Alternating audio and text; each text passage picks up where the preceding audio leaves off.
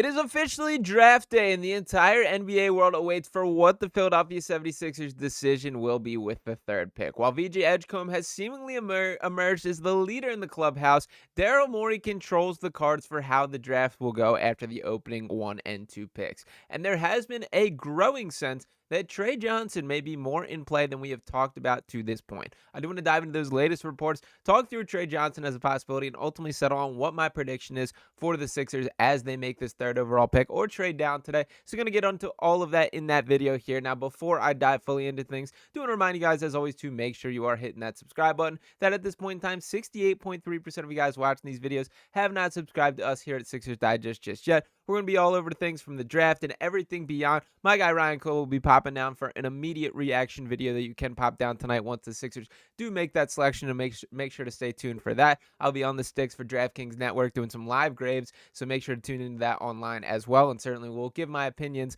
once the draft does settle, and I'm off the clock at midnight there. Now, to dive into the latest reports that we do have on the Sixers draft pick, a bit of a surprise in the later stages leading up to the draft process is we got this report from Sam Vecini, who says, quote, Tre Johnson is starting to get increased buzz in recent days as an option for Philly, and it's easy to make the case that he has the most upside out of these players because of his shooting ability. Now, to talk through our options at this point, it did seem like Ace Bailey emerged as the clear leader when the Sixers did get the third overall pick. Now, complications have arisen in that, with Ace declining to work out in Philadelphia, seemingly being very proactive in trying to control his destination in a way that I personally don't love, and I think has rubbed quite a few people the wrong way. That he has no interest in being, a role player for the Sixers team. He wants to be the guy on the Washington Wizards or Brooklyn Nets or Utah Jazz or Pelicans or wherever he does end up falling there. Now, I will reinforce my take once again. Ace Bailey's not a bad kid. All that I've heard about him has been glowing as a teammate, as a personality. What he is a guy that is receiving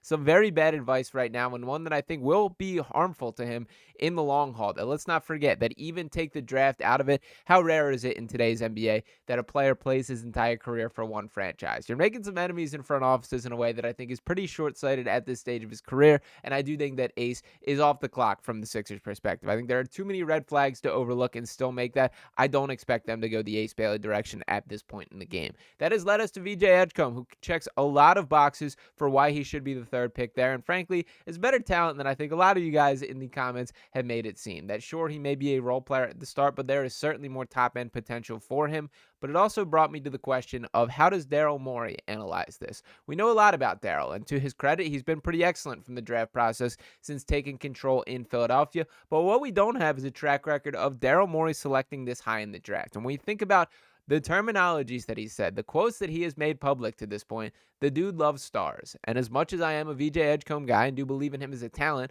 I understand being a bit short-sighted in not evaluating true all-star top-end potential for him specifically. And for the third overall pick, that is a concern. And that brings us to Tre Johnson, who I do think that, if I'm to squint and look at this, I think Daryl Morey could perceive him as a greater chance of becoming a star, and do wonder if that is what he values with the third overall pick. Now, to dive into a little bit of who Tre Johnson is, do want to start off with this scouting report from Yahoo Sports. He's a 6'5" guard from Texas, weighs 109 pounds, still very skinny, only 19 years old. And the summary, they state, a clutch shot maker who can catch fire from all over the floor, drilling step backs and off-screen jumpers with ease, but he needs to continue developing his point guard skills while also honing in on his shot selection and dramatically improving his defense. The player comparisons that they laid out have been Tyler Hero and Ray Allen, and to give a layout of his stats here, 20.1 points per game at Texas, led the entire SEC in scoring as a freshman, 3.1 rebounds, 2.7 assists, 0.9 steals, played 34 minutes per game. And to dive a bit deeper into their breakdown,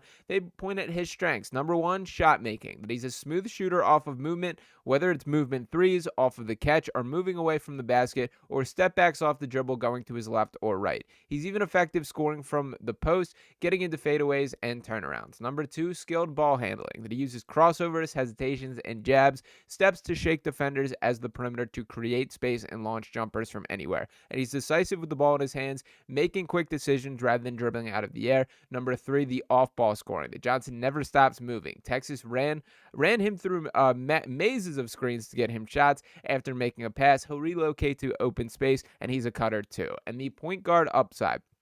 A selfless passer looks for look-ahead opportunities on the break and in the half court. He largely executes simple passes. But he also has the ability to make flashy interior passes to cutters and kickouts. At Link Academy, he was tasked with more passing, and he showed a great deal of feel for handling pressure in the pick and roll and spraying the ball around the floor with more complex live action passes. Now, to interject on this, there is no doubt that Tre Johnson is an absolute bucket. That this dude can score the basketball among the greatest in the sport. My fear with Tre Johnson is I think he's a bit over the map. As far as Ace Bailey, we've talked very much as a high upside, low floor type of guy. I think Tre Johnson is that same conversation. That I do think while there's a world where this guy does have all-star potential and can score at this rate, defensively, I think they're even being very friendly here, that I find it unlikely that he ever even becomes a league average defender. He frankly looked disinterested in defense for most of his time as Texas, and I understand that there were problems with the team beyond just Tre. There's no doubt about this. I'm also a little skeptical of him ever growing into a bit of a point guard. Like, compare him to a guy like Jared McCain, who I think has some similar strengths and weaknesses from an evaluation perspective here. There is a playmaking feel that I kind of get with McCain that I just don't with Tre Johnson. That he is a shooter. He is a guy that I think ultimately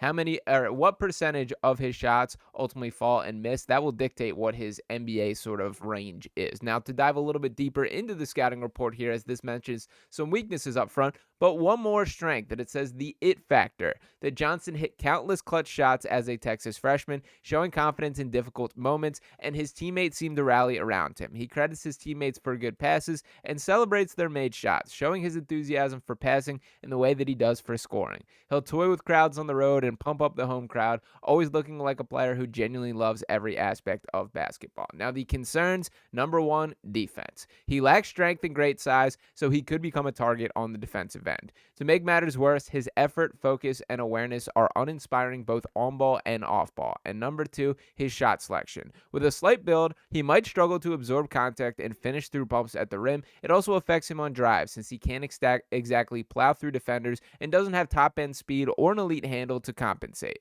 This leads him to taking super tough floaters or layups from too far away, and helps explain why he's heavily reliant on tough jumpers. Now, I'll start with the defense. As I mentioned, these are the exact same conversations we're having for how it all works with McCain and with Maxey. Tre Johnson going to carry a lot of those same concerns here, and while I guess we can go down the path of can you just outscore teams and could this be a direction that is successful for the Sixers, I do think if there's one takeaway from these NBA Finals, it is that there is not one blueprint to winning the NBA championship, that every team can go about it a different way, and you have to adjust to what is best for you. With that said, we've got plenty of evidence for why that is a dangerous game to play if you're not investing on the defensive end as well. And again, I just don't quite see the point guard vision for Tre Johnson. It is tough. He was not asked to do it a ton at Texas. He was a guy who the offense was heavily reliant around creating shots for him, but I also would push back a little bit on the teammate stuff.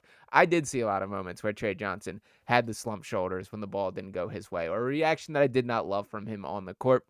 It happened a lot, and frankly, he should have got the ball more. There were times where he was right to be disappointed, but ultimately, not quite stuff that I do want to see. Contrast this with VJ Edgecom. That is a guy who's going to make his money on the defensive end right from day one, that he's going to be able to guard multiple positions, probably the best perimeter defender on the Sixers team from day one. They're very different. That if we're having the conversation for what player will help the Sixers immediately next year, I think that answer is pretty clearly VJ Edgecom, but that is not exactly the conversation we are having. Is I do think it is fair to have the long-term vision, to want to take the upside swing. That sort of shifts me more to the Ace Bailey camp, but nonetheless do think it applies to Tre Johnson as well. And by the way, on the note of VJ Edgecom, that he did have a nice interesting quote at the Combine here, that he said, quote, "Maybe Philly will love Bohemians. We'll see." And obviously him being from the Bahamas there, kind of interesting. I don't think that this class of soon-to-be NBA rookies have been that guarded in the information. We got Walter Clayton mentioned in Eric Spoelstra on his Mount Rushmore of people he'd want to have dinner with, dead or alive. We got Noah Essengay naming 3 Raptors when asking players that he think he plays like there. They haven't exactly kept things close to the vest for where these guys want to go. And for VJ, I do think that answer is Philadelphia. It is a little bit refreshing to me to see a guy want to come to Philadelphia in a way that we've seen Ace Bailey project the polar opposite message there. But nonetheless, to keep it on Tre Johnson, I don't think this will be the pick, and for the same reason I think a lot of you guys have the hesitancy of, is VJ Edgecombe really a third overall pick guy? I sort of feel that way about Trey. If we're talking a trade down conversation, and that is the swing that you want to take, I can talk myself into it a little bit, but for the third pick in this draft, there's just too much variance for Trey Johnson for my liking, that I don't think it's impossible to say if he lands in the wrong situation, this guy may not be even in the league flash forward 6-8 years from now. The defense is that concerning, and I think my honest assessment of what a role projects for him is he's more of a six-man rocket launcher, catch fire off the bench, Malik Monk style of player. That's sort of what I project for him. So ultimately, my prediction right now, I think VJ Edgecombe will be the selection by the Sixers with the third overall pick. That is what all the signs are pointing to in my mind. That is the decision I would make. I think it is correct by Daryl Morey, and it does feel like things have shifted that direction. So it's been a strange pre-draft process when you factor in all the Ace Bailey stuff. I still think Daryl Morey will take every trade phone call up until the final minutes on the clock here, but that is my prediction and my feel for how things will go down. But let me know what you guys think about all that in the comments. And one more time, do want to remind you guys, as always, to make sure you are hitting that subscribe button. Once again, only 31.7% of you guys watching these videos have subscribed to us here at Sixers Digest just yet. Stay tuned to immediately after the pick, as Ryan Cole will be dropping his breakdown and plenty more about the Sixers coming soon right here on Sixers Digest. Appreciate you guys tuning in. Be back. Talk with you next time. Peace.